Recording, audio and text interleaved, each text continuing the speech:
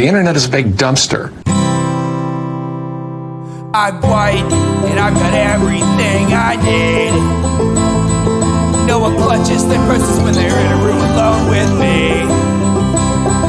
And I can drive for any neighborhood I please at any hour, and the police don't do a thing. So if I see a penny on the ground, I leave it alone and fucking flip it.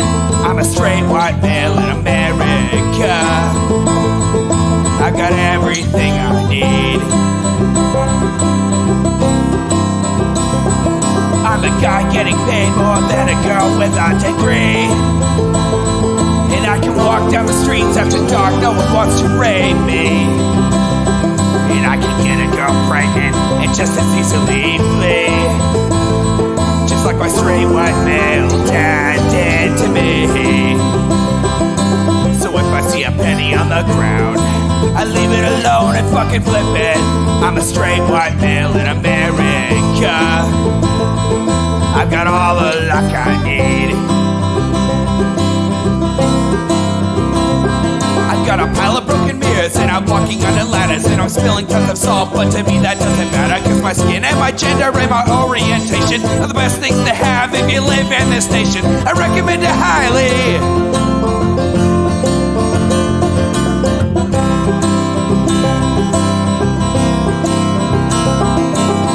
I see a penny on the ground, I leave it alone and fucking flip it.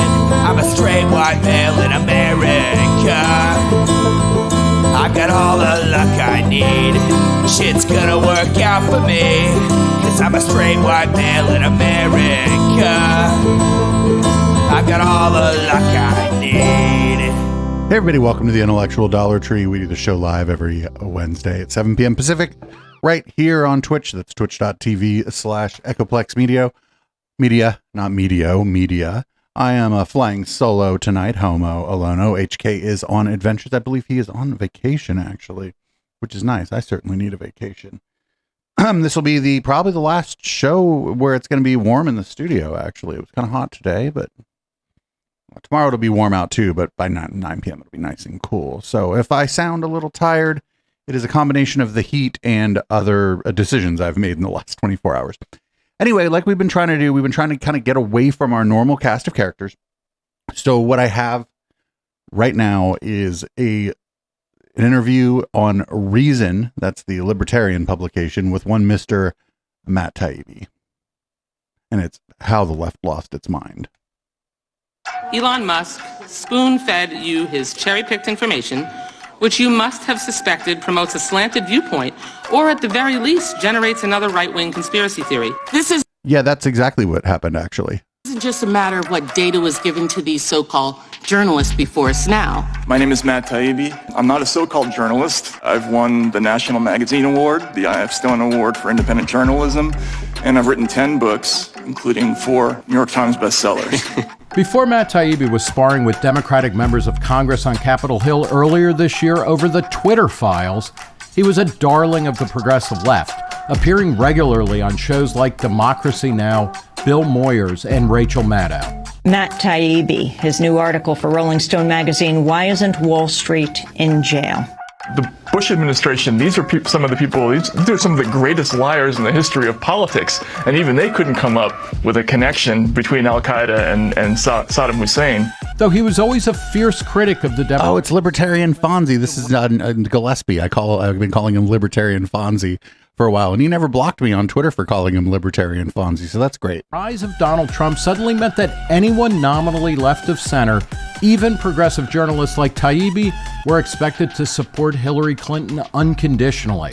So when he attacked her as a sellout, argued that the Russiagate narrative was mostly bullshit, and equated the manipulative tactics of both right and left media personalities, he found himself cold-shouldered by progressives. And Democrats started treating him like a puppet for the right.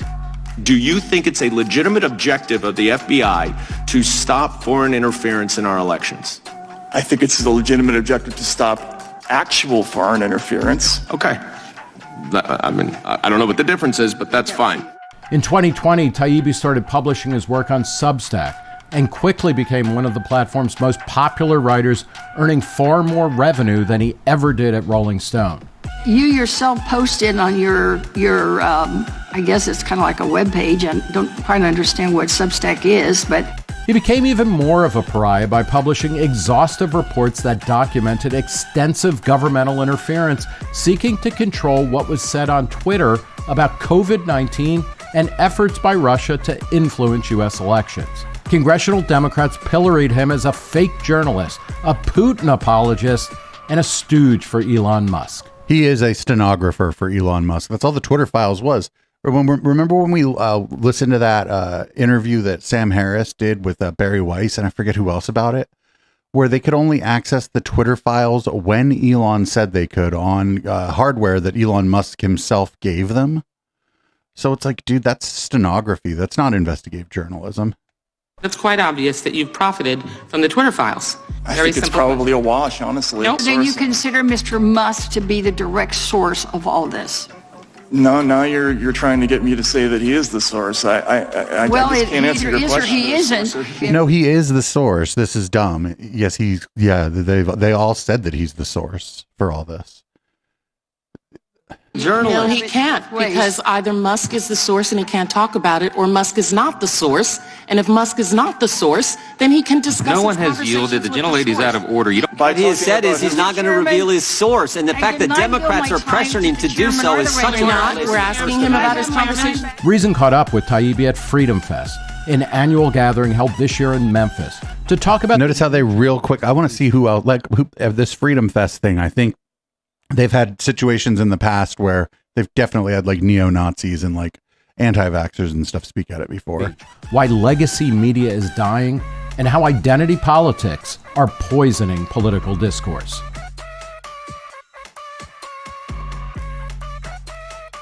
Matt Taibbi, thanks for talking to Reason. It's so great to talk to you again, Nick.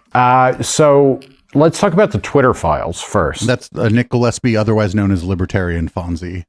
When you went into the, kind of sealed room and things like that, what were you expecting to find? Wait, yeah, they went into a fucking sealed room to fucking access information that Elon Musk allowed them to access.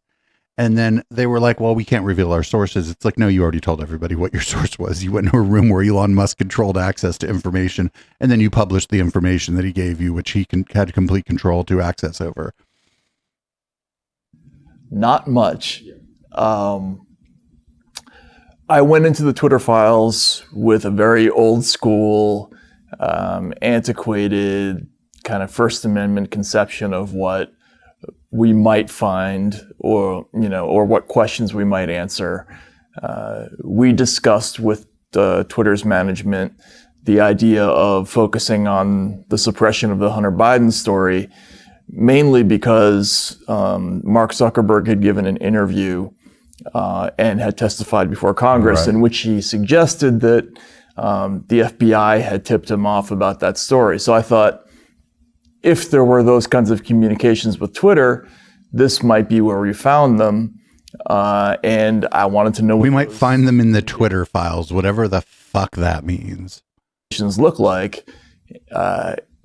As we discovered there, we didn't find them in that case, but we found an enormous quantity of them elsewhere, and it turned into a much more complicated story than I anticipated. Does the Twitter files really, is it the final nail in the coffin of the idea that there is a clean distinction between the government and the media? Because that kind of informed for a long time. Did people think that there was the case before, that there was like always a clean distinction between the government and the media, and that government agencies were just, before, they would never plant stories in the media or try to manipulate what was published in newspapers and on TV? Were people really so naive to believe that before? If you think back to like the Pentagon Papers or something, it's like, well, the New York Times is separate from the government, and it's not communicating in the way that it seemed like, in the Twitter files. It's like there are tons of people at Twitter. Well, there wasn't email back then. FBI or whatever, take a look at this. And then various government actors are saying, hey, you really need to look at this and do something about it. I would say that puts the final nail in the coffin of that narrative. I actually feel guilty for being naive about that.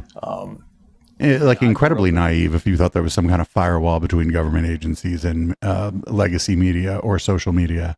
The media, my father was, in television, and I was around newsrooms most of my childhood. The idea that the FBI might call up and say, hey, you might want to think about not doing this story. Yeah, they did that all the time. That would be crazy. I couldn't have even imagined an editor or a news director who would have even taken that call, in that. Yeah, because they told you, if they took that kind of call, they told you specifically because your dad worked there. Way. And we found in the Twitter files all kinds of things that suggested that this relationship was not only tolerated, but that it was ongoing, regular, and collusive in a way that was kind of shocking to me. I think what's a specific example of that? A great example of this was the Aspen Institute tabletop exercise, which was technically not set up by the government. It was set up by the Aspen Institute, which is funded by the government, in collaboration with some academic institutions that had been briefed by the FEC and some government agencies. But they all got together before the release of the Hunter Biden story. They were briefed by current and former government officials who talked about the possibility that a hack and leak story involving Hunter Biden and Burisma might come out, and they kind of war game the possibility. But there was nothing that the Hunter... Anybody can go back and read the New York Post story that was released. It's not. They're like claiming it was some fucking like blowing the lid off some shit, and the story just didn't make sense. To do about that story. And then a month later, that story happens. Now, for me, if I had been in that room and that story actually happened a month later, I would feel obligated to do a story about that tabletop exercise. I would say, hey, what a weird coincidence that this thing happened. But these people had, an off-the-record arrangement with everybody they were in the room with, and they kept to it. They kept quiet, and that's a completely new level of cooperation and coordination. That happens all the time. And people have private conversations. Powerful people have private conversations all the time that we're not privy to, and they make agreements with each other all the time that we're not privy to. That's what a private conversation is. I would never have imagined possible. And I mean, is it great? Probably not. Or did it not to suppress the story? Because this is a slightly different question. Like, was it a Streisand effect where, the New York Post publishes something about Hunter Biden a couple weeks before the election, and people are like, it's the New York Post. But then I remember like going to Twitter when I heard about it, and then it was like, you can't link to it from Twitter or anything. And that was really chilling. Like, that was the first time I felt I was in like an Orwell novel or something, where it's like, what do you mean? Like, you can't link to it or discuss it on Twitter. But, do you think, did it work first? And then let's talk about like why they thought it might or might not have. I'm not sure. I think that would be worth studying. Yeah. It would be interesting to do some surveys about that and find out. I think actually Libertarian Fonzie hit the nail on the head where by even bringing it up in the way that Twitter, Facebook, and some MSNBC types, the way they did, they Streisand affected it. I think Libertarian Fonzie hit the nail on the head right there, where he said that if it would have been published and nobody would have done anything about it, people would have been like, this story is from the New York Post and it doesn't make any fucking sense. What the actual impact of that was, I think overall in the long run, certainly that story got more attention than it would have absent this. However, we're also learning, I think there's more about that story that's going to come out fairly soon. My understanding is that there are some depositions that are underway, that there are things that are happening in Washington where some of those committees, that are oversight committees, are still looking at that issue and the stuff that was on the laptop. Because we didn't know a whole lot when that first story came out. All we knew was that they found the laptop. They didn't know a whole lot about Or it might have been 3 laptops, and somehow they were brought to some blind guy's computer repair store in the Northeast when Hunter Biden clearly lived in Los Angeles. Like, just go like, I encourage anyone listening to this, go read the original story.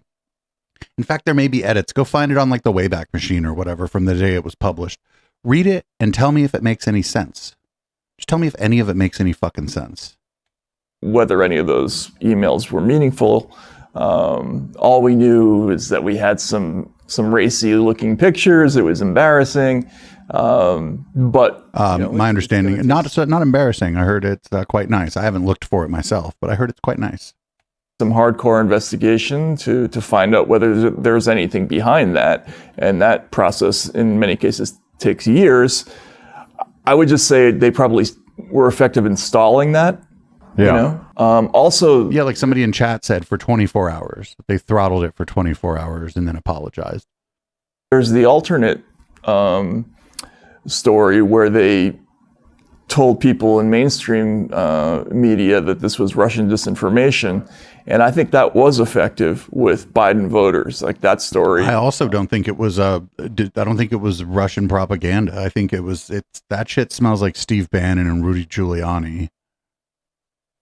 Had an effect in getting people to ignore the idea that this was anything worth paying attention to. More Rudy Giuliani than Steve Bannon, because again, it doesn't make any fucking sense. Kind of started your career in Russia, you know, in the post-Soviet world. Was this kind of collusion between the government and news, was that taken for granted there? I mean, are we looking like, you know, Russia in, I don't know, you know, in the late 90s or something?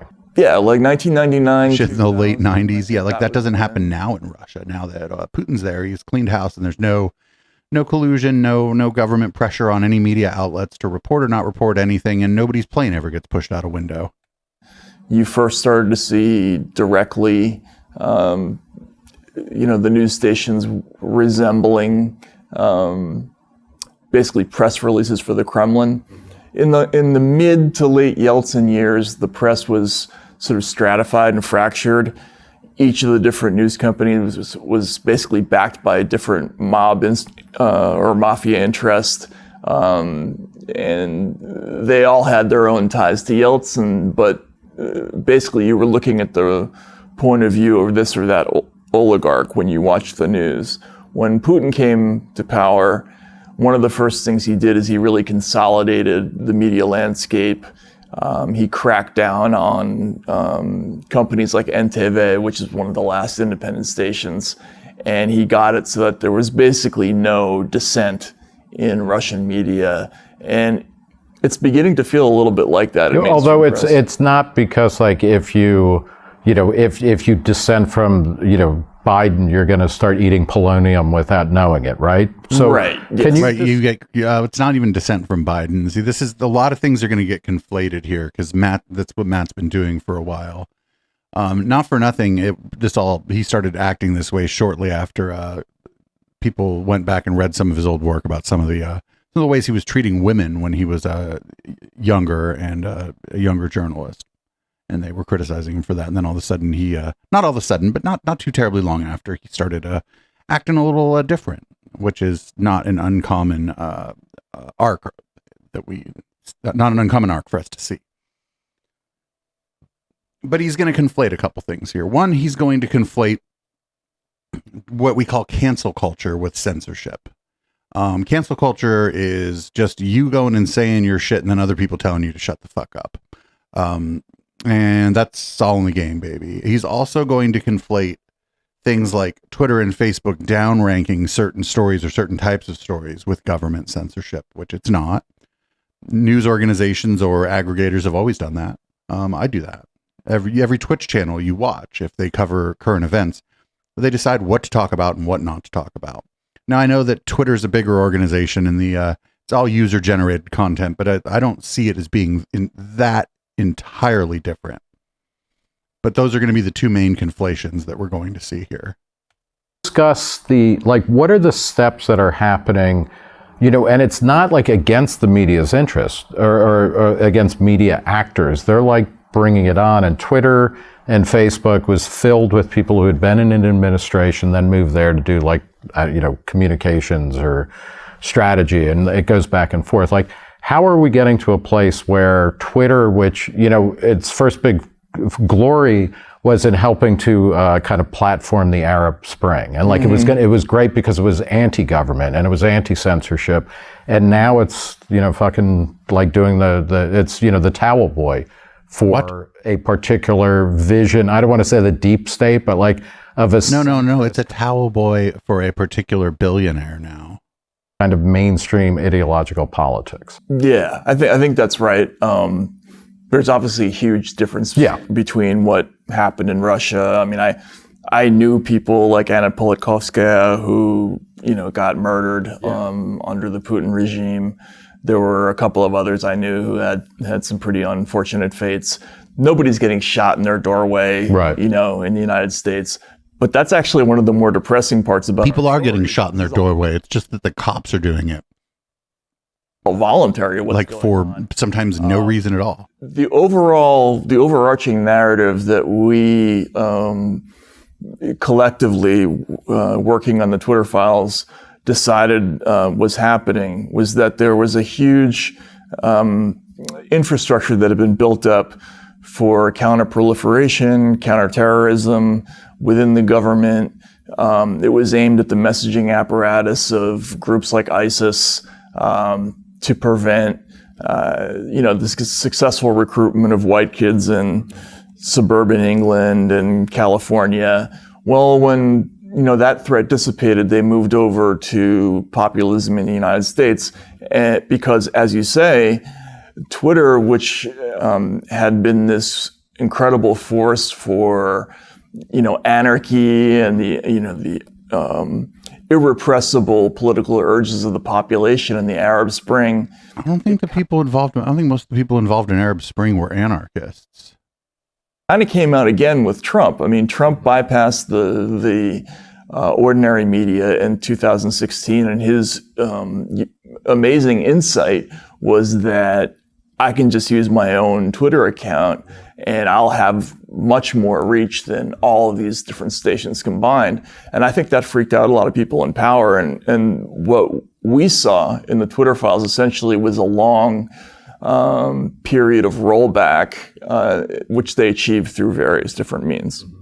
Did they do that? And I realize you may not be in a position to know, but like, did they do that against the wishes of people like Jack Dorsey and the top kind of creators of Twitter? Because there's one narrative, which is that what's going wrong in kind of social media companies, it's not the people at the top or who started it, but it's like mid-level managers who are... Oh, it's a deep state narrative about these companies. It's not these vision... And of course, Nick Gillespie, Libertarian Fonzie would think this, right? Because Jack Dorsey is a titan of industry, right? So it's not him. If there's a problem at all, it's got to be all those kind of middle management people, the bureaucrats. All like, what, we are good liberal/progressives, and, we're really scared of like America. And so we are going to censor people. And, Dorsey and these other guys are kind of walking around the C-suite like Howard Hughes. They're like, oh, we don't have any power. I mean, who made these kind of operative decisions? It's funny, before the first Twitter files, I had one fairly senior Twitter executive joke to me that Jack Dorsey was more like the company's spirit animal than its CEO. Yeah.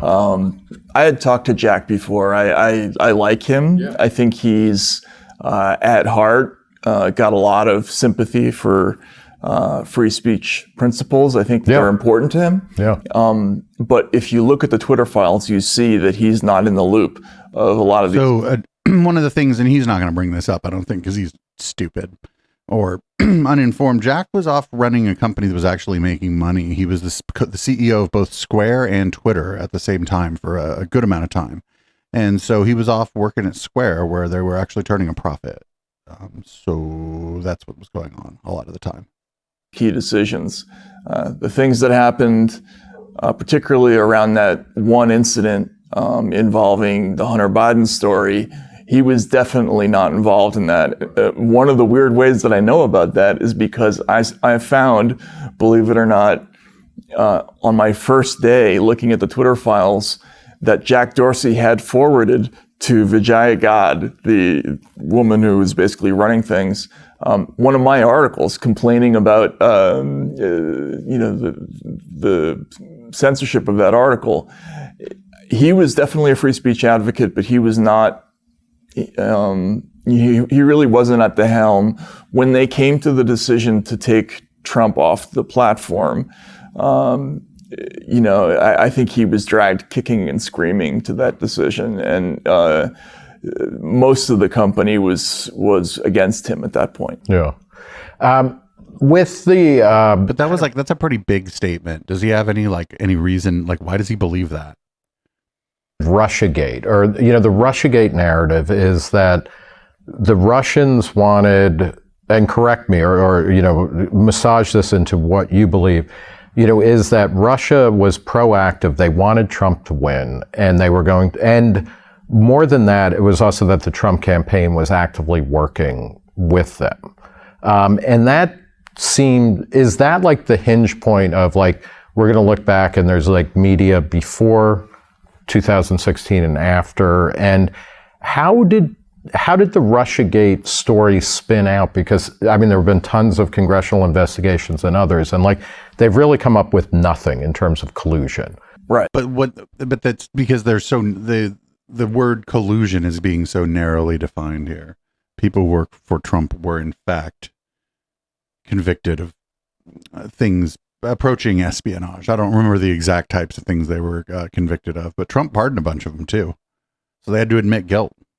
Right. So why is it, why did it get started, and then why is it persisting after, just, we got nothing except, wish, a dream, a desire that it's true?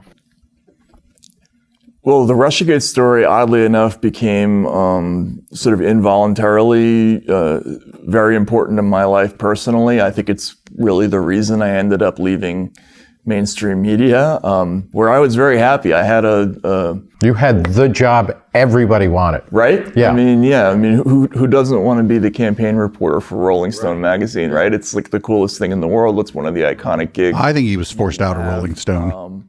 But when the Russiagate story happened, as you mentioned, there were really two different storylines. One was that Russia had interfered somehow, and they had a couple of different inflection points that they were looking at. There was the hack, then there was working with WikiLeaks and some other things. But the more important narrative that I thought they were pushing was this idea of collusion. And I never saw anything that indicated anything like hard proof for that. But again, it's just depending when you define the word collusion so narrowly as to be like a scene from The Americans or something, then yeah, sure, I guess you can't prove it, but you would never be able to prove it then. At first, all I said, I wrote a couple of very gentle columns in the beginning saying, this looks a little bit like the WMD mistake, right, where we have an awful lot of anonymous state officials who are telling us things that we can't reproduce in the laboratory independently. There's no way to check this story, right? But everybody was going for it. And I think, it's as simple as people thought everything was permitted in pursuit of getting rid of Donald Trump. There was a very influential article in the New York Times in August of 2016 called Trump is Testing the Norms of Objectivity in Journalism. And the columnist Jim Rutenberg argued, we can't just be true anymore. We have to be true to history's judgment. Yeah. And so that's actually a pretty but Trump, that's it. First of all, it's an opinion piece. This is an opinion piece that he's talking about. And that was sort of poetic, flowery language that was being used, as is often used in opinion pieces, if they're any good. Is that good or bad? That's the standard? Who knows? But that's a readable and interesting to read opinion piece is going to have some flowery language and some metaphor.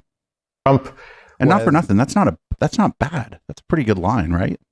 It's just so weird. Like everybody's like, he is destroying norms. Therefore, we are going to throw over our norms preemptively right. to get rid of him. And it's like, okay, yeah, whatever. I mean, it worked great in Iraq, right? Preemptive war against Trump. But these are not the same thing. These aren't even remotely similar. Like they're incapable of learning anything, from any of these mistakes. And with the Russiagate thing, it was like it was happening in slow motion the entire time. I mean, they kept stepping in it, one story after another. And instead of walking it back or, re-examining the evidence, they would double down. They would say, I realize this is, asking you to psychologize, but like, why were mainstream people, and it's, mostly it's kind of like liberals, centrist liberals, legacy media types,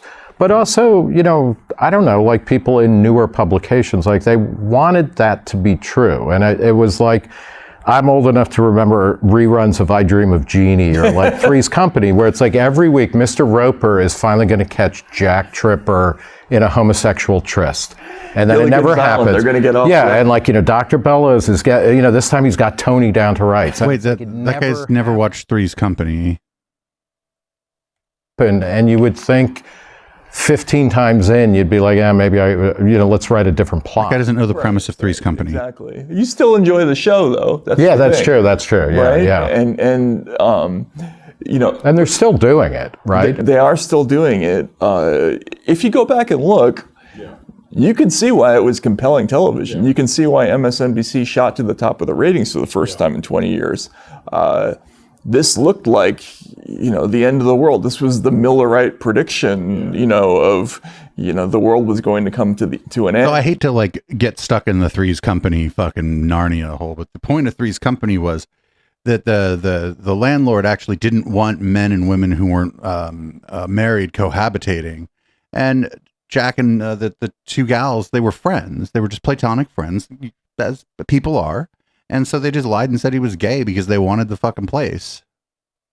And it was going to happen on live TV, and you better not turn it off because, it might happen while we're on the air. Right. They would even do, if you watch the tosses between one show to another. Somebody in chat, I usually don't. And for the audio listeners, you'd have to check this out. Somebody in chat just said, why is Matt Taibbi dressed like a Russian teenager? They would sort of guide you from one show to the next and warn you that you better not turn the dial because between Lawrence O'Donnell and Rachel, it might happen, And this was very compelling TV. I mean, I understand why they did it, but the problem was, you were setting yourself up. You were writing checks that you were going to have to cash at some. Now, this part isn't wrong. I think Rachel Maddow especially burned down her career over this stuff. Just covering every little fucking rumor and every little tiny thing that came out like it was fucking breaking news. I think she burned her career down over this stuff. And she didn't have to do that. She could have covered it in a more responsible way, but she didn't. And I think she audience capture. I think she suffered from audience capture. Not suffered from it. She allowed it to happen, right? She wasn't hurting for money or an audience. And, that's a very dangerous place to be. I mean, one of the things I always liked about journalism is that when you're done with the story, it's done. You go to sleep and you don't have to think about it anymore. This thing was like the sword of Damocles hanging over the whole business. And I don't understand what people were thinking. I know a lot of the old timers were very worried about it, but they're kind of all gone. They're all gone. Exactly. Well, that's what being an old timer is. You retire. What's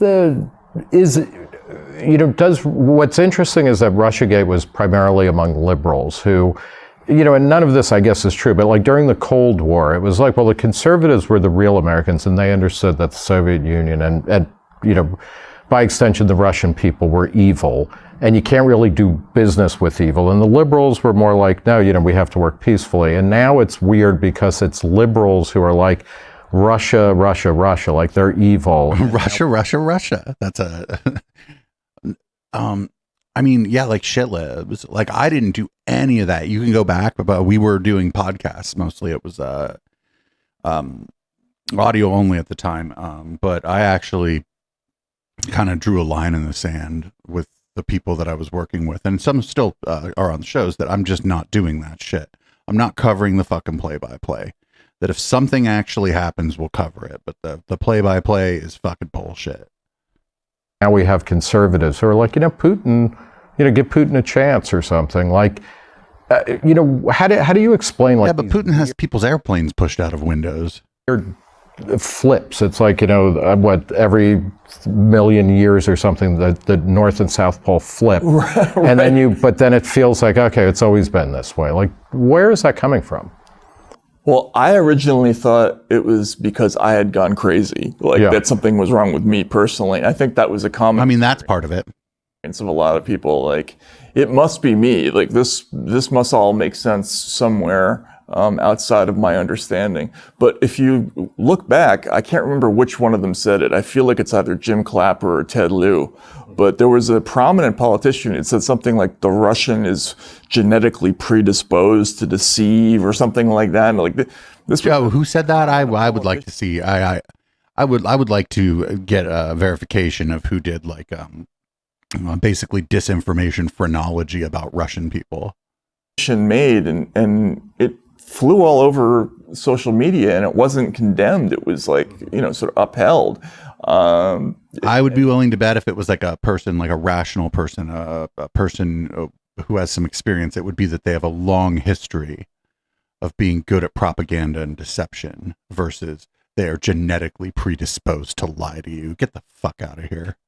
Again, as you say, back in the Soviet days, one of the principal liberal ideas was that the Russian person is not guilty. Right. There was the Sting song, Russian mothers love their children too. Right, exactly. Yeah, that was Sting, and Richard Pryor said, hey, if you don't have that hat on, I don't know. If the Russians don't have the hat on, I don't know who the fuck he is. Yeah, right. They're just people just like us. Yeah. That all went out the window when this started, and why? Wait, what? I have no idea. I'm sorry. Were a lot of liberals saying that the average Russian person is bad? Because I'm down with kicking the shit libs, right? Like, I am down with that. I don't mean literally kicking them. Don't kick anybody unless they kick you first and you have to do it to run away or whatever. But I'm down with kicking these people. But I don't think that the narrative was that the average individual in Russia was bad. Like, coming out of even especially not like MSNBC and Rachel Maddow during this.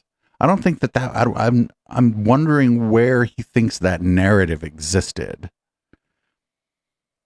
People were oversampling and calling people like Russian apologists and Russian plants and Russian, that people were spreading Russian propaganda when in fact they were just stupid and wrong or, overly conspiratorial or whatever. But I don't think there was this narrative. I hate to say that it didn't exist because you can't universally say that. You can find anybody saying any old dumb shit on Twitter, but I don't think it was a part of a major mainstream narrative that now just your average Russian person was bad, like your average babushka or whatever. Let's talk a little bit about leaving Rolling Stone. When did you leave exactly? I guess I left in 2019. Right, and you went to Substack immediately. You were one of the original people, which also was fascinating when Substack started, and then when it came out, they were paying some people. Mm-hmm. Then there was again, from kind of legacy media or Cub reporters who were pissed they weren't getting $200,000 advances. We're that's wrong. Why should people be paid to do independent journalism? It was bizarre. But what led to the rupture with Rolling Stone? Because you were saying, what a great position. I think he was probably pitching a bunch of this weird shit to them, and they didn't want to do it, and so he left. It's a coveted slot. Rolling Stone, it's weird because it started in '67, but it quickly became mainstream publication, mainstream journalism. What led to the rupture there?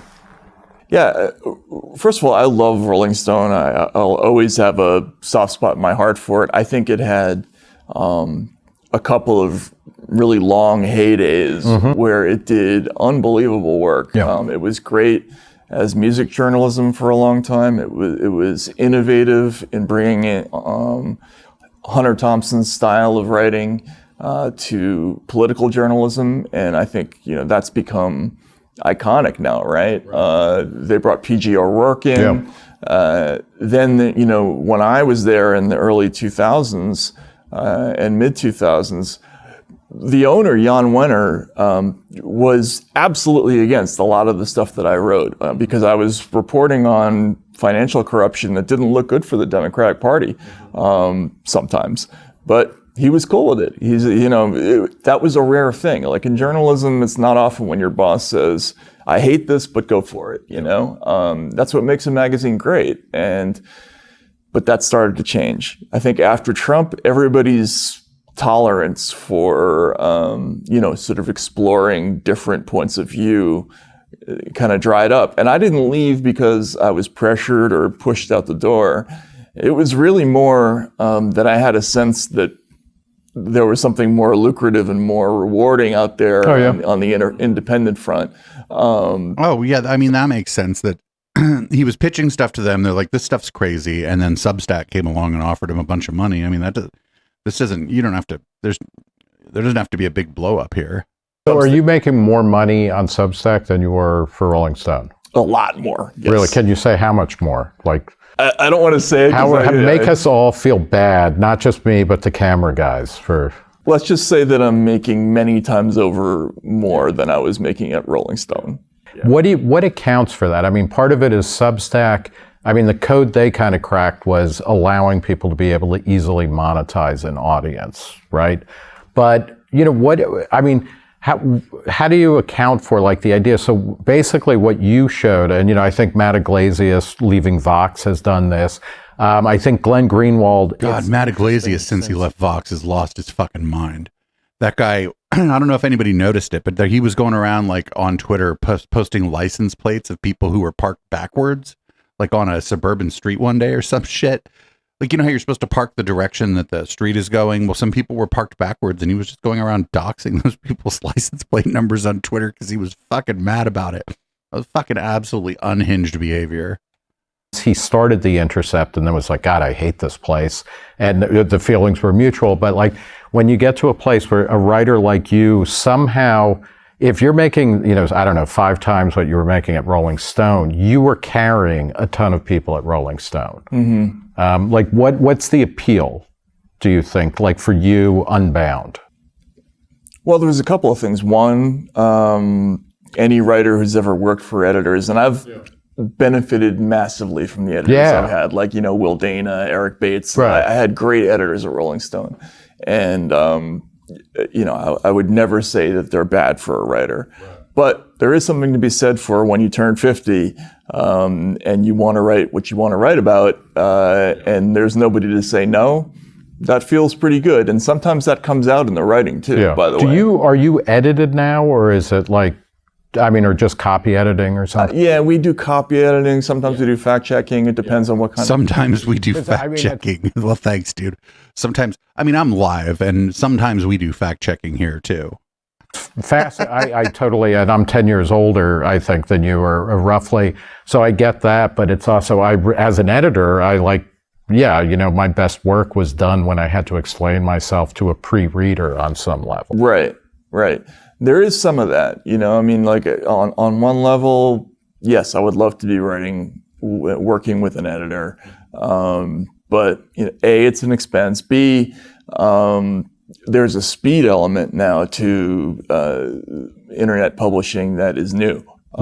Even a delay of an hour can be consequential in how well a piece does, and that's insane.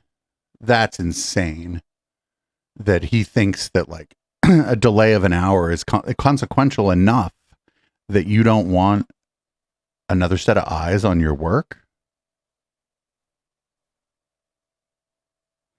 I don't always have another set of eyes on my work on my blog, but go read my blog. It's not like I'm breaking news. Different. How do you describe your audience? Like, your Substack subscribers, like, can you give kind of a psychographic of them? Who are the people who are reading you and paying you, gratefully out of their own pockets, tons of dollars? Yeah, so my overall list, which includes the non-paying people, I mean, it's around 400,000, 400-something thousand subscribers now. And it's funny, originally, I would say they were all sort of center-lefty people who knew me from Rolling Stone. But now, this is a very diverse audience that I have. I have hardcore Trump supporters. I have lots and lots of independents who are like disaffected hippies from the 60s who are tons of MRAs, Elon stands, full of, anger about what's happened to the Democratic Party. I have libertarians. I have people who, have never been a part of any political movement. It's really interesting, actually, because at Rolling Stone, my audience was relatively homogenous. Yeah. And that's not the case here.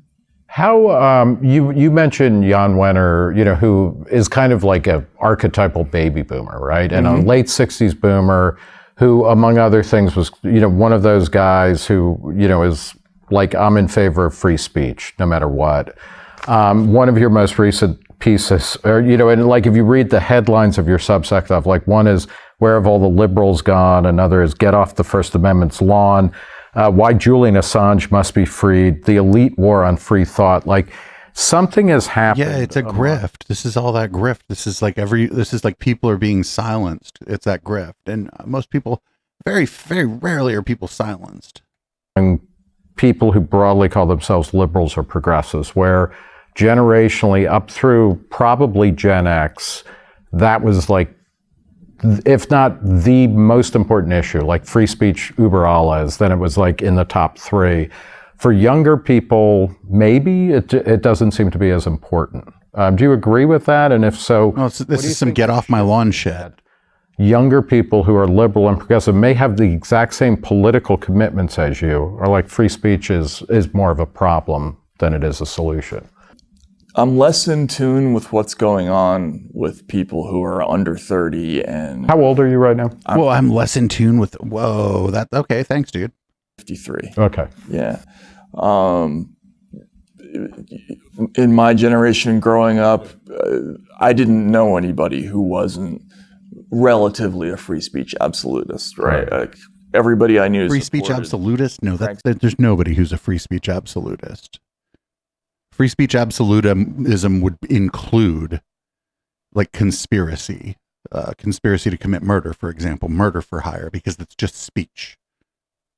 Zappa and Dee Snider and against the Parents Music Resource Center, we were all in favor of NWA when they, every one of those controversies you knew. Yeah, Live Crew. Yeah, Two Live Crew. Even the tape delay for Richard Pryor when he went on Saturday Night Live, right? Stuff like that. It was automatic. But the tape delay there was because of the FCC.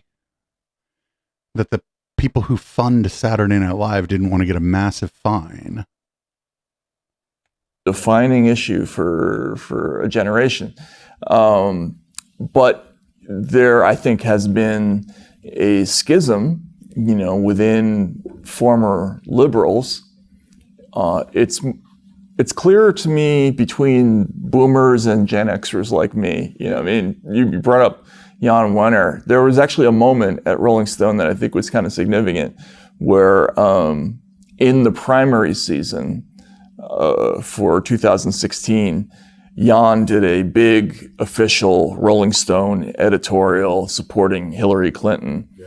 And I was a little bit shocked by that given the magazine's history. Yeah. And I went to Jan personally. I said, hey, would you mind if I wrote a dissenting editorial? And I wrote one in favor of Bernie. And Jan's whole idea there was that the world has changed since 1972. George McGovern got beat. We were wrong then. We have to win now, and winning is the most important thing. And so forget about idealism and all that stuff we cared about in the 60s and 70s and all that. I thought, this is supposed to be a magazine for young people, theoretically. Right. How is that going to fly? But it did. And I was a little bit surprised by the reaction to both my editorial and his. That's fascinating that he, as a boomer, is like, yeah, free speech, we can leave it. Wait, is that's a miss? That's, I don't even know really much about the person they're talking about here. But that's got to be a mischaracterization of something he either said or didn't say. Younger generation seem less enamored of that. And that's, I mean, one of the things I think about people, squarely on the progressive left, like you, Thomas Frank, Glenn Greenwald, et cetera, like you've all... What? No, those are grifters. Over the past few years have broken with identity politics. Can you talk a little bit about that? And no, all politics is identity politics. Matt Taibbi does a version of identity politics. It's just that his tribe is a different kind of tribe than people are used to. His tribe is people like himself, Barry Weiss, Michael Schellenberger, to some extent like Brett and Eric Weinstein, like the IDW types. That's his new tribe. So that's still identity politics. Again, in terms of policy commitments, I don't know that you're that different, but why don't identity politics resonate with you? I don't believe a lot of the identity politics that are being proffered by the current version of the Democratic Party are genuine. My first experience with this, where I really thought about this, was when I was following Bernie Sanders' campaign in 2016. And there was a moment in that campaign where he first started to really draw blood against Hillary. Right. You might remember it was like in February or late January of 2016. He was hammering her on her ties to Goldman Sachs and other banks.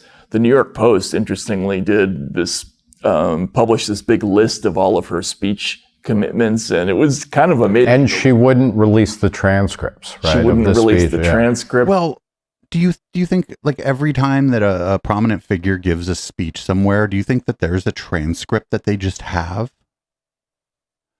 I thought that was stupid, because I don't presume that every time, I don't care who you are, that every time you go give a speech somewhere that you leave with a transcript, or that you have access to a transcript of your speech.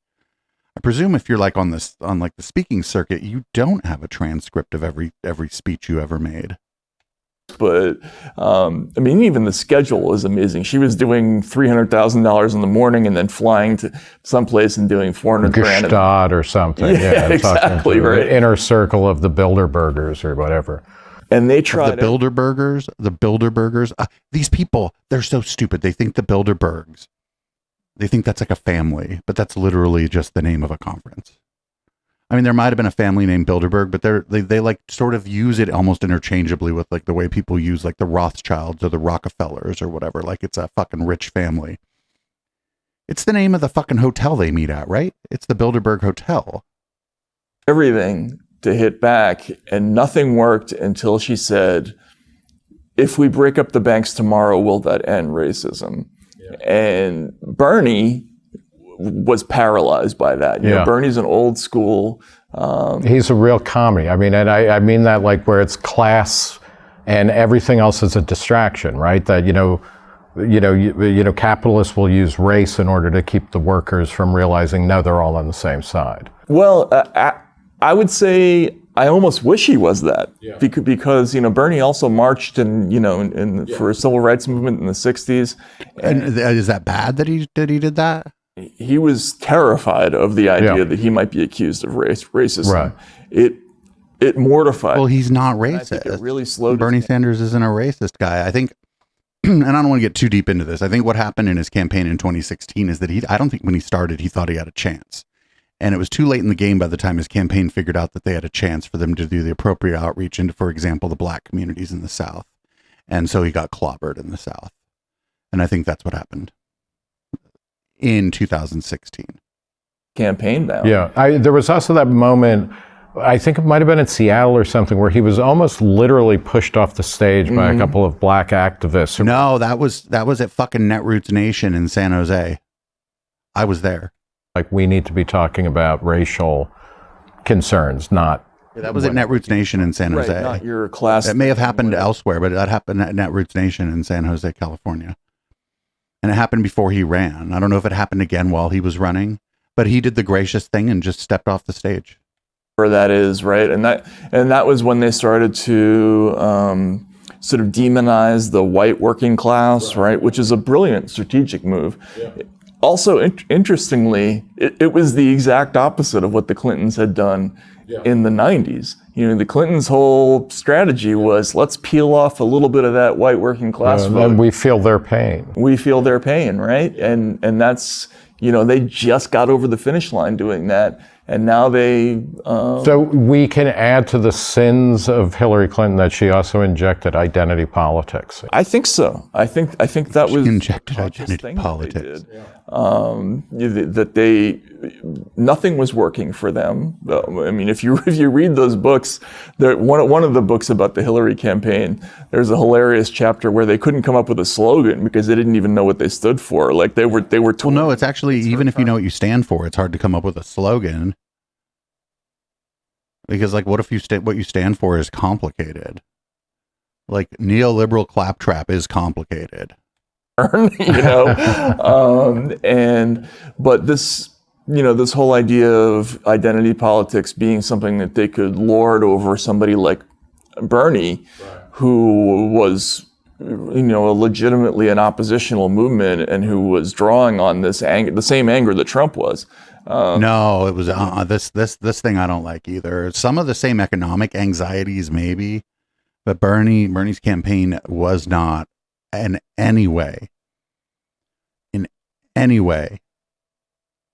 leveraging people's racial animus. It worked. It stopped him in his tracks. No. What happened to Bernie in 2016 was self-inflicted because I don't think his campaign thought they could win. And so they were running an issue campaign, and then they got clobbered in the South. You know, let's talk a little bit about Julian Assange. Mm-hmm. Hillary hated Julian Assange because she, among other things, felt embarrassed by him, you know, with the... You know who else hated Julian Assange? Almost all of his staff who quit shortly before he got himself arrested for allegedly sexually assaulting someone. They all left. A hell of his staff left at WikiLeaks because he became... Julian Assange, they said that he changed. There's a great documentary on it. I forget the name of it. Somebody can find the documentary if somebody remembers it or whatever, has seen it, and can maybe drop it in the Discord or something. WikiLeaks dump, you know, from Chelsea Manning, you know, and on from that. How do you make sense of journalists who actually don't think that Julian Assange should be like free to walk the planet? I mean, it's stunning because these are always the same people. I think if his sexual assault allegations, if those charges were dropped, then he should be just a free person because he's not really been charged with any crimes otherwise. Times in the Washington Post were so brave. Publishing stuff that someone else got, that they hacked, is fine. As if you hire hackers, maybe, or if you hire computer security people or whatever to break into somebody's system, now you've committed conspiracy. But if you just get the information and publish it, you've done nothing wrong. So I agree here, but I'm not like a Julian Assange stan. I think he's probably a piece of shit. Pushing back against the Vietnam War, publishing the Pentagon Papers. Yeah, and even publishing Assange at one point, right? I remember doing public service announcements with other journalists. I did one that was, you know, where everybody had to stand up and say, "I am Bradley Manning." It was Bradley Manning back then. But there were a whole lot of people. You could just use the current name. You could just use Chelsea. In that public service announcement. But I mean, if you're quoting yourself in the past, that's fine, I suppose. But he also didn't. Because everybody at that time believed that, of course, this is right. You know, we're exposing war crimes. What could be wrong with that? Yeah, and there was no question that the files were true, like the information was accurate. Nobody had any. There's never been an issue of factuality. Not that I know of with WikiLeaks. There are some other. Well, because WikiLeaks. I mean, that's a stupid statement because WikiLeaks tends not to make a lot of claims, right? They just publish what they get. You know, I think are legitimate, but with factuality, no. But the amazing thing about the reaction that journalists have had since the indictment is the total inability to see how this relates to the future of journalism. I mean, they're threatening this guy with 175 years in prison for doing basically the same thing that every national security journalist does every day. They're talking about conspiracy to retain national defense information or obtaining. Yeah, this is bullshit. If the WikiLeaks organization didn't basically hire somebody to go acquire this information, then yeah, they've done nothing wrong. I agree here. Well, that happens all the time. I mean, if they paid a bounty on it or whatever, it gets a little dicey there. Classified things all the time. My understanding is that they don't pay bounties. That's going to be a crime you can go to jail for 10 years for, and they're going to enforce that. How can you do reporting anymore? And everybody's all for it. Does that disappear if Trump disappears? I mean, is this all kind of an epiphenomenon of Trump is so uniquely awful, and and you have people, Hunter Thompson, actually I guess said this more with George W. Bush, but that Nixon was bad. Nixon, the scumbag of the universe was bad, but George W. Bush is really bad. And I mean, is it just, I don't know, is it like old manism or something where it's like Nixon was bad, but Trump is the end of the world? And I don't think it's a coincidence that the Obama administration didn't feel like it had the juice to indict Assange as much as they wanted to. Right. But that after Trump got elected, ironically enough, it was Trump's own Justice Department that did it. But, politically, there was a lot of support for that after this story in 2016 about, WikiLeaks possibly working with the Russians. Again, legally, it doesn't matter because the case is about an earlier time period. Yeah. People don't think that way anymore, though. But I think you're right. I think absent Trump, this wouldn't be happening. I think Joe Biden could generate a lot of goodwill by I don't know, you're not supposed to really get involved in Justice Department business, but by saying that it's the the policy of the White House or whatever that they're not interested in charging Julian Assange with any crimes. I don't even know how that works because I know that there's supposed to be like separation of powers. Then, or is the threat of the next Trump enough to kind of, keep huffing this type of anti-First Amendment, or like where free speech is negotiable now going forward? But nobody's anti-First Amendment. The First Amendment says, first of all, it's the separation of church and state is first there. The Congress shall enact no laws respecting the establishment of a religion, and there should be no religious test. Then it goes on to say that Congress can't abridge speech or the press. Okay. Everybody likes that, I think. I feel like that poll's very high, approaching 100%. Main things we found in the Twitter files was that if it's not Trump, it's something. There's always Demon X that they're warning audiences away from. And they always come up with a word that Demon X sounds like like a kind of memory that you would buy for a gaming computer. Non-negotiable code for threat. So it's anti-vaxxer, right? Or domestic violent extremist or insurrectionist or anything, something along those lines.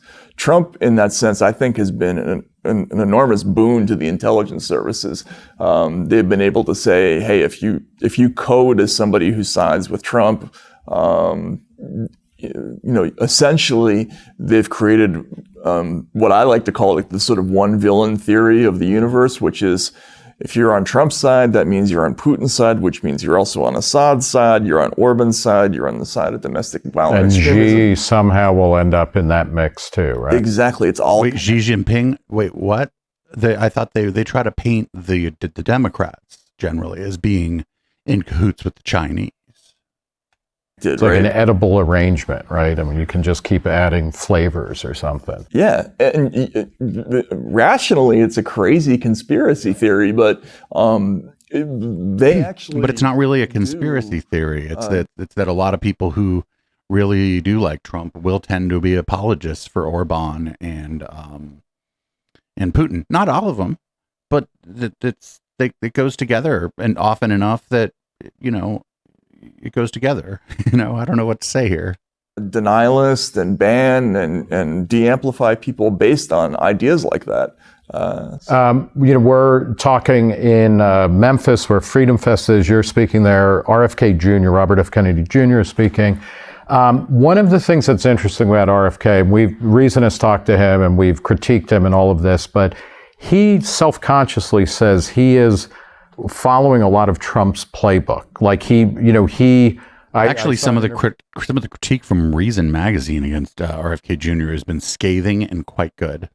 Interview with him where he said, he misunderstood Trump's appeal. He was very anti-Trump, but now he's starting to understand why people looked at Trump seriously, and he wants to kind of grab some of that. What is going on? Like, why do people like Trump and now RFK Jr., what are they giving to people that they're not getting out? Lies. Traditional candidates. I don't think it's that big of a mystery. I mean, the very first time that I saw Trump in person, I remember having the thought 20 minutes into his speech, this is going to work. Yeah. I mean, I didn't know if he was going to win, but what he was doing was scoring. You could feel it in the audience. And why was that? Well, America, since 2008 especially, had become incredibly dysfunctional.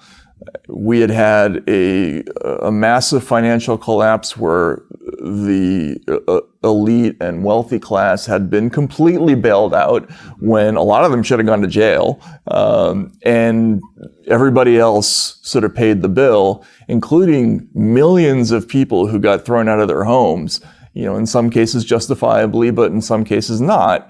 And you add that to the ongoing wars in the Middle East. There were lots of vets in Trump's crowds, who had gripes about all kinds of things. And Trump picked up on anger at institutional America that I think had a legitimate basis. If you've read Martin Gurry's book, The Revolt of the Public, he predicted this before Trump came on the scene. He said, people are going to be pissed about all these different things. And all it takes is somebody who's tuned into that. And my only concern about Trump was that he was going to promise a lot but not really deliver. He was going to be a fake reformer. So if somebody were to come along and be a real reformer, if they were actually going to try to do something about some of these things, that would probably have a lot of appeal to the public. Do you think RFK is that person? No. I think he's more honest than Donald Trump. I think the people that he surrounded himself. So what's interesting about RFK Jr. is that the more people learn about him, the less well he does in polling. That's a bad trajectory to be real on. Politicians, I think they actually care about a lot of these issues. Trump, for me, was a master at the appearance side of the game, right? He was just so good at visual politics and virality and all these things that people didn't understand very well back then. But he wasn't a policy wonk. He wasn't staying up at night reading position papers. With Kennedy, it's still unknown, I would say, how sincere he is, what he's really up to. I think we have to get to know him a little bit better.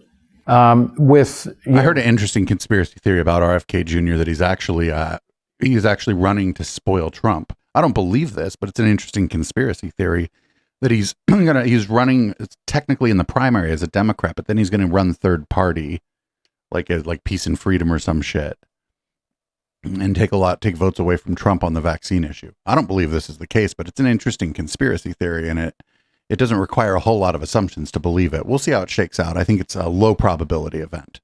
But the lower probability event is him being Trump's VP pick. He's also coming onto the scene post-COVID, and Trump occupied a weird space during COVID, right? Because it was kind of like, I'm not going to tell you what to do. I have experts, but he was criticized for not implementing a single policy, which in the end may have been better. But then he also, he did Operation Warp Speed, which actually worked to get vaccines out quickly. They didn't come before the election, which he's obviously still pissed about. But he's also kind of an anti-vaxxer. How, if 2008 was Trump's maybe an anti-vaxxer unless he can take credit for the vaccine. Like, okay, you know, American institutions, people are like, fuck it, we're, you know, these are not working for us. How much worse is it post-COVID, do you think? I think it's a lot worse post-COVID. COVID has added to the dynamic that 2008, Iraq, WMDs, all that stuff. Even the 2000 election where we couldn't really decide. Yeah, that too, right? You add that on top of it. Well, except that the Supreme Court decided that, and the Supreme Court decided that. And Al Gore bowed out. As soon as the Supreme Court ruled, he bowed out graciously. COVID has a whole long list of things that have added to Middle America's grievances, beginning with the fact that it increasingly looks like they lied to us about the origins. No, it doesn't increasingly look like that. The only place it increasingly looks like that is on fucking Substack with all these galaxy brain takes about it.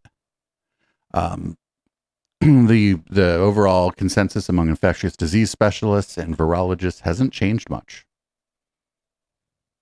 The disease. I don't think it's changed at all. For some pretty weak reasons, maybe. They were trying to cover up some research they were doing. That's just not, this is just bullshit. Like right here, this is just straight up bullshit. And this is why people don't like Matt Taibbi, is because he's like, an earlier version of him would have called this bullshit. When he was working for Rolling Stone, one of the things he would have been on was calling this bullshit and talking about who was funding the misinformation and who was spreading it, and what the consensus was. It would have been a very Matt Taibbi story, actually, prior. Thing one, that's looking increasingly likely. At the very least, they excluded the possibility of that. No, that was never the case. You can go read paper after paper on this. All of the papers, they hedge, because that's what scientific papers do when there's uncertainty, they hedge. They say, well, we can't rule this out entirely, but all the evidence we have points in this other direction. Okay. People like Matt Taibbi pull out the we can't rule this out part. They're like, look, smoking gun. It's what fucking Paul Watson and Alex Jones have done their whole careers. Illegitimately. And that was where the government was telling Twitter and Facebook at all, like, don't run this stuff or squelch it. Right, exactly. Squelch. Yeah, that's right. I didn't see any lab leak shit on Twitter or Facebook at all. Not even every day, the whole time. Then there was, this whole idea of tying anti-vaccine sentiment to anti-mandate sentiment. Right. And they consciously blurred the lines about that. No. The anti-vaccine movement consciously blurred those lines. And then the lines were blurred because they were blurred. Well, I did a story about Loudoun County, Virginia, when, the Republicans won the gubernatorial election there. And there were people there who were furious at the way they had been portrayed in the media as racists or anti-vaxxers. Really, they wanted their kids to go back to school because they had done their own research online. They found the kids weren't really at risk. They had done their own research. Oh, dear. Yeah, I'm sorry. There's a version of Matt Taibbi from about 10 or 12 years ago who this is unrecognizable, what you're seeing here. And their kids weren't learning anything. And it was a burden on them personally, right? So there's a million things like this that have added to ordinary people's dissatisfaction. And again, with COVID, there's the additional complicating factor of kids being involved. Like once, people feel strongly, but once there's something about their kids, they go. And it became clear pretty early on that kids were not affected, and yet they were the ones. But they could spread it, like someone just said in chat. Yeah, you don't have to be affected by something to give it to someone else. Whose lives were most clearly upended by this, right? By lockdowns and what. Where are you? Nobody was locked down. In the United States, no one was locked down. I went outside every day. Like vaccines, are you an anti-COVID vaxxer? Are you anti-mandate? Are you pro-mandate, pro-vaccine? Or I'm anti-mandate for sure. But mandated by who and for what reason and what context? My wife's a doctor. I'm pretty reliably convinced that vaccines have been a good thing overall in the world. I I'm not a scientist. This is one of the reasons why I stayed away from the stories, because this is not my area of expertise. But I do think lockdowns have been bad. I do think well, it's a good thing we didn't do those. Lied about the threat to kids, and I don't understand why they had to do that. Nobody did that. I'm not so sure about the efficacy of vaccinating children at all. This recent Missouri v. Biden case involves some doctors who just said some very logical things, right. like if there's any risk at all with this vaccine, even if it's infinitesimal, it's probably more than the risk of sending your kid to school. What? Because this thing doesn't really hurt kids, and they tossed them off Twitter for that, or they tossed them off Facebook for that. But why are they suing Joe Biden? Wait, I don't understand. The thing he's describing doesn't make any sense. He's like this lawsuit, the X person v. Biden. So they got tossed off at Twitter and Facebook? What? And I think people see that as crazy. The other big story that paralleled COVID and the lockdowns, obviously, was George Floyd and kind of racial reckoning and whatnot. Was it 2019 when you wrote the Eric Garner book? Or earlier than 18, that? I think. Yeah. I mean, which is before the lockdown and things like that. But how, obviously, the George Floyd story was huge, and it was, again, it probably wouldn't have been as big if we weren't in lockdown and whatnot. But we weren't in lockdown. Eric Garner, who was I hate when they use this term. I hate this. I know it's like shorthand for, like a lot of people had to work from home and some businesses were closed and whatever. But a lockdown, like it would mean that you can't leave your home. It's not even like a shelter in place. It is a step beyond a shelter in place. A lockdown implies like enforcement, the use of force, the potential use of force, and that was just not happening. Selling loose cigarettes in Staten Island and then died while the police were arresting him.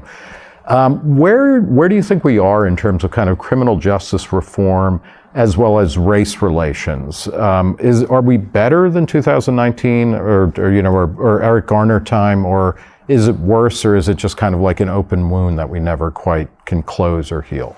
I don't know. I mean, I haven't spent a lot of time in the last couple of years looking at local policing. I did for many years spend a lot of time in the courts. And yeah, but now you're a Substack. Now you're a stenographer for a billionaire.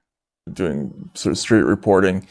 The George Floyd summer was very frustrating for me personally, because the big lesson that I came away from the George Floyd story was that broken windows policing had massively increased the number of contacts between the ordinary citizen and police, which in turn resulted in a lot of these situations going wrong and people dying.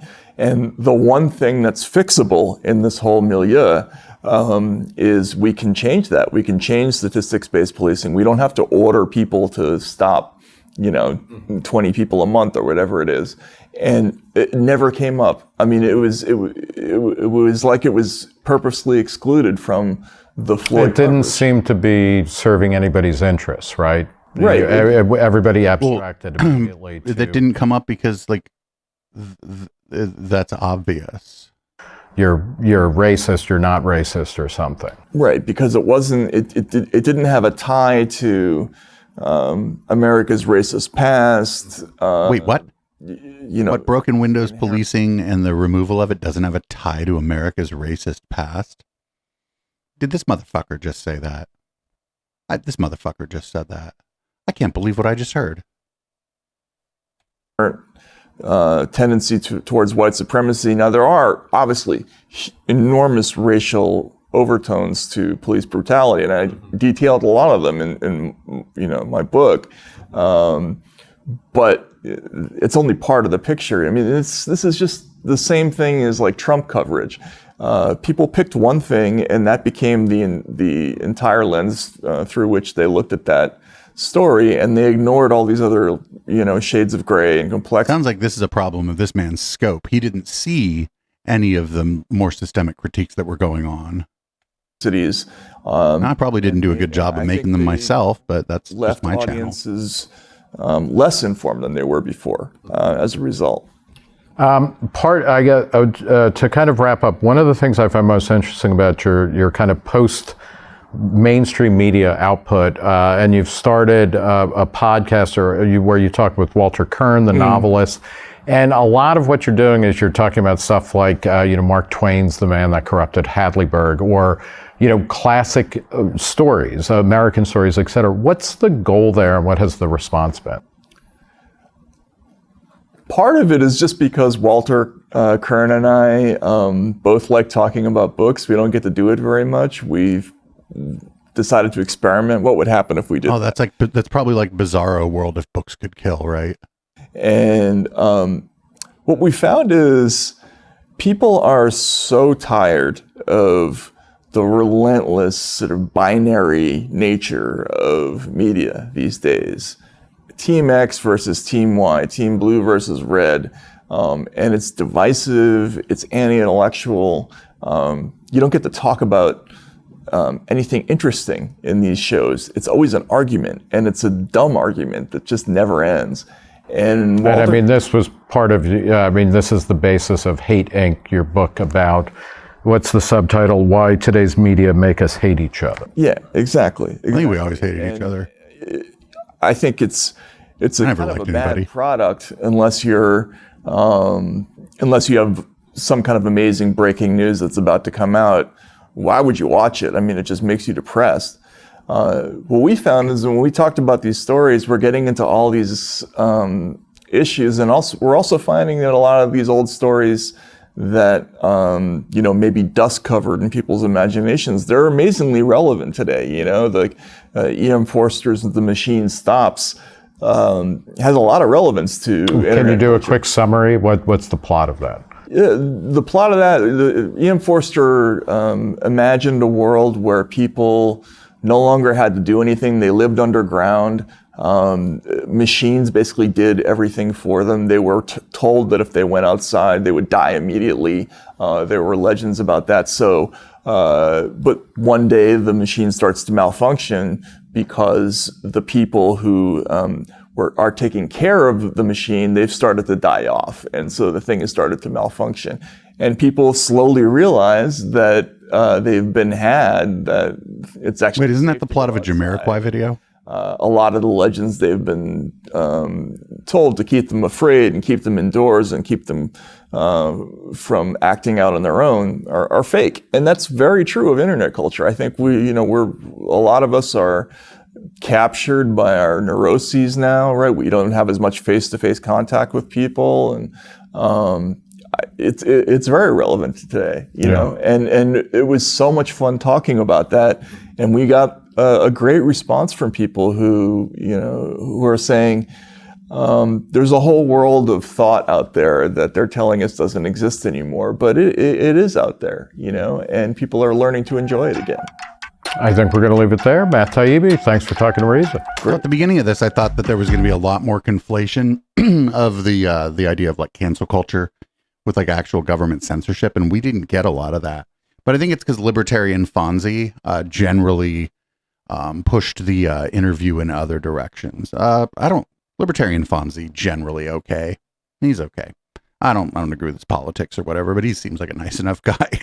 He's generally not out there fucking posting a bunch of weird racist shit and whatnot. So he's a pretty good interviewer. Yeah, they didn't get that much into the Twitter files, which I was interested in hearing. They sort of mentioned it in passing.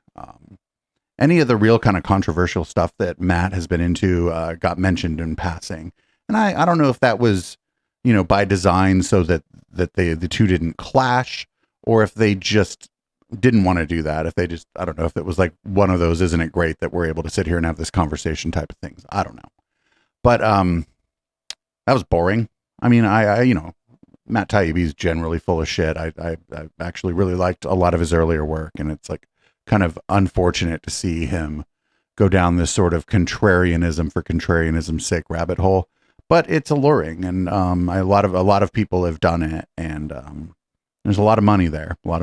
People in the chat have mentioned Peter Thiel. I don't know for sure, but Matt Taibbi smells a little bit like Peter Thiel's money. And I guess with that, I'm going to close the show out. Thanks everybody for listening to the podcast. If you are listening to the podcast, make sure you sign up for our Twitch. That's twitch.tv/EchoplexMedia. We're a great place to land if you don't generally watch Twitch. Our community is a little older, a little more mature. Yeah, it's fun here. You can support this project at patreon.com/echoplex or at eplex.store. This month we're running a promo on all our Halloween items. Halloween 2023, all caps, in the fucking that during checkout will get you a free shipping on any of our Halloween items, and they're great. The Media Wench did a great job this year on the artwork for that, so shout out to the Media Wench. She hates this show, so she'll never hear me say that. Anyway, this is Boomers by Periscope, and we'll be back with Red Light.